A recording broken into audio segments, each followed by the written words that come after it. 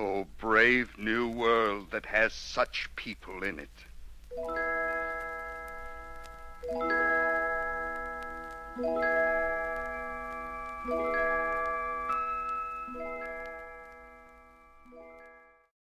Rise for the invocation, followed by the Pledge of Allegiance, led by Vice Mayor Scott Maxwell.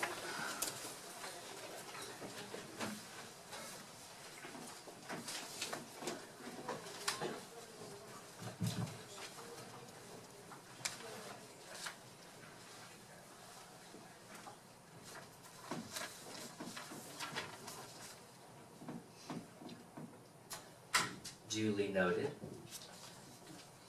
Our collective atheism, which is to say, loving empathy, scientific evidence, and critical thinking, leads us to believe that we can create a better, more equal community without religious divisions. May we pray together.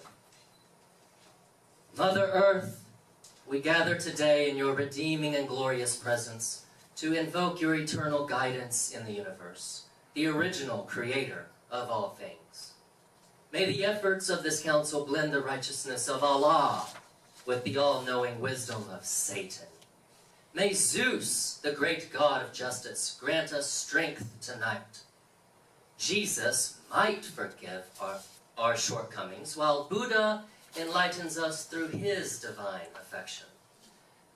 We praise you, Krishna, for the sanguine sacrifice that freed us all. After all, if Almighty Thor is with us, who can ever be against us? And finally, for the bounty of logic, reason, and science, we simply thank the atheists, agnostics, humanists, who now account for 1 in 5 Americans, and growing rapidly. In closing, let us, above all, love one another, not to obtain mythical rewards for ourselves now, hereafter, or based on superstitious threats of eternal damnation, but rather embrace secular-based principles of morality and do good for goodness sake. And so we prayed, so what?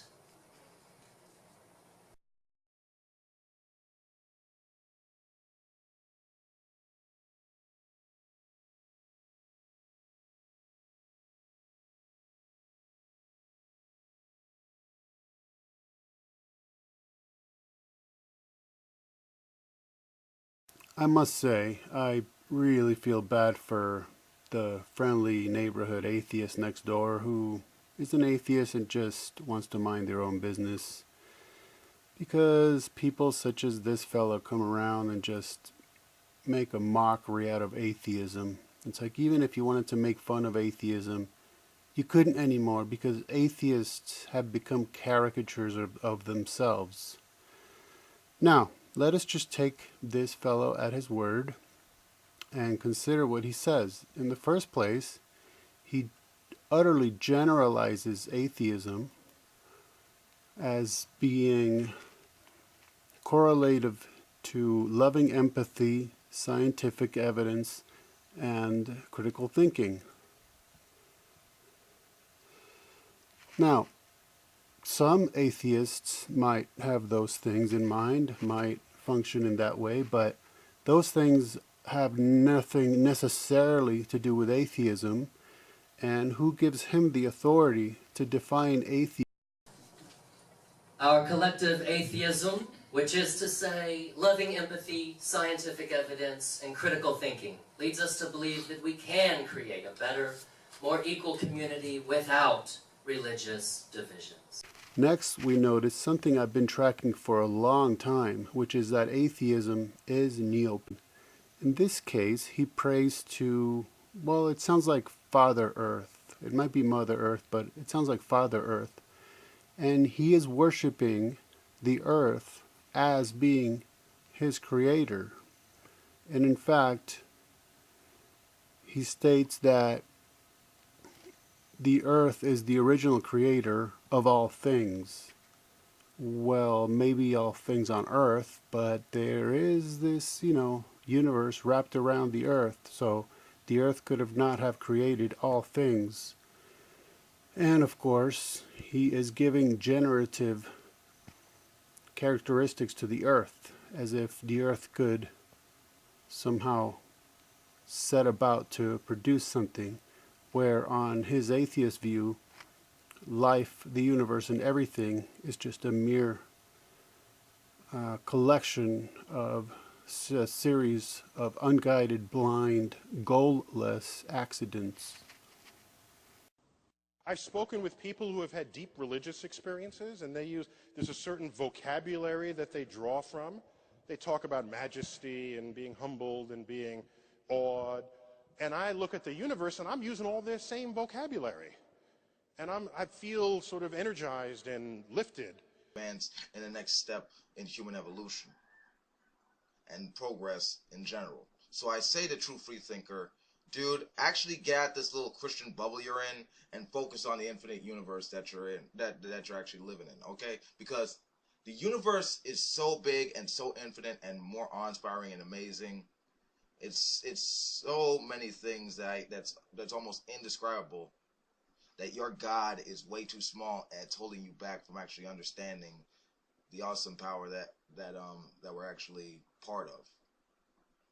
And that's reality. For the wrath of God is revealed from heaven against all ungodliness and unrighteousness of men, who suppress the truth in unrighteousness, because that which is known about God is evident within them, for God made it evident to them. For since the creation of the world, his invisible attributes, his eternal power and divine nature have been clearly seen, being understood through what has been made, so that they are without excuse. For even though they knew God, they did not honor him as God or give thanks, but they became futile in their speculations, and their foolish heart was darkened. Professing to be wise, they became fools, and exchanged the glory of the incorruptible God for an image in the form of corruptible man, and of birds, and four-footed animals, and crawling creatures. Therefore, God gave them over in the lusts of their hearts to impurity, so that their bodies would be dishonored among them. For they exchanged the truth of God for a lie, and worshipped and served the creature rather than the Creator, who is blessed forever. Amen.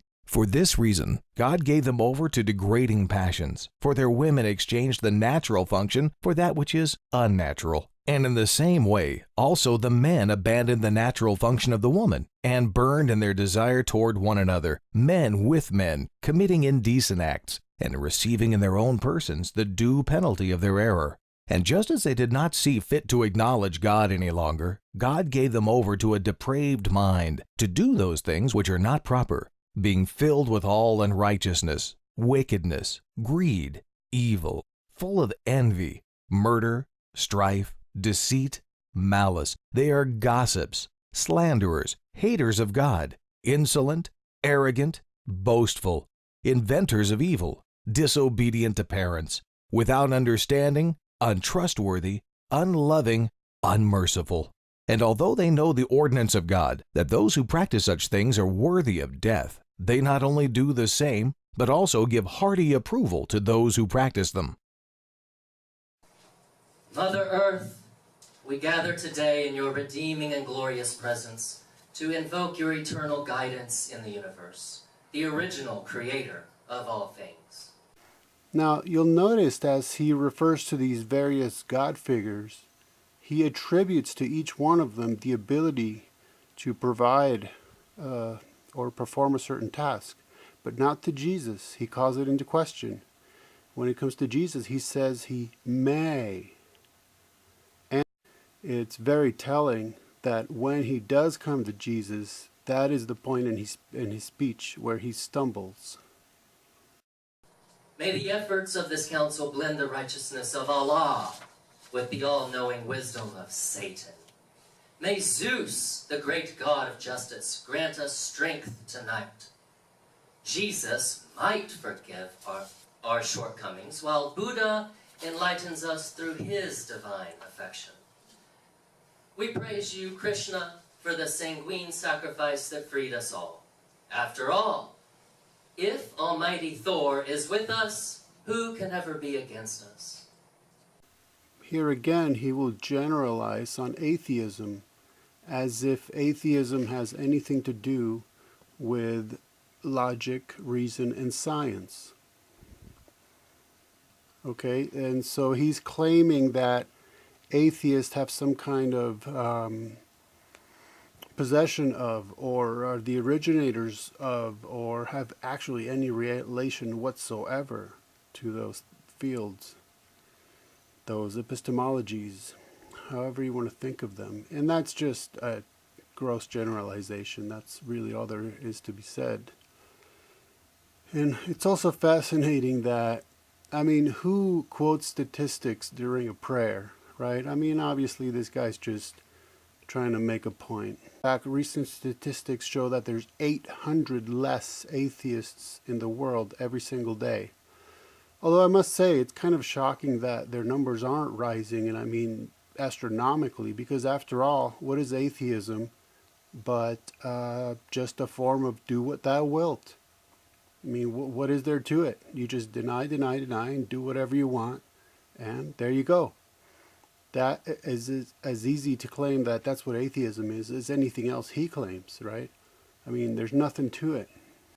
And finally, for the bounty of logic, reason, and science, we simply thank the atheists, agnostics, humanists, who now account for 1 in 5 Americans, and growing rapidly.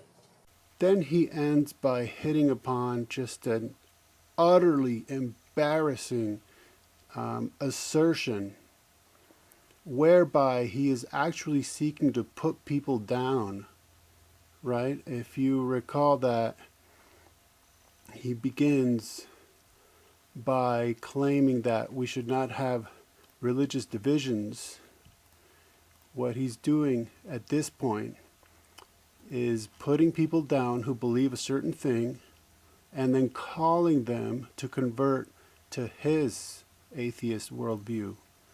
So he says that we should not be loving to attain mythical rewards, okay? As if he can read minds and judge motivations and know why people do that which they do, right? Because even if somebody says, I'm doing it for the love of God, he would force that to mean, I'm doing it because I want something out of God. So you can't just say, I'm loving my neighbor. I do it for the love of God. He's going to impose upon you his supposed ability to read your mind and judge your motivations and tell you that you're doing it just to gain a reward.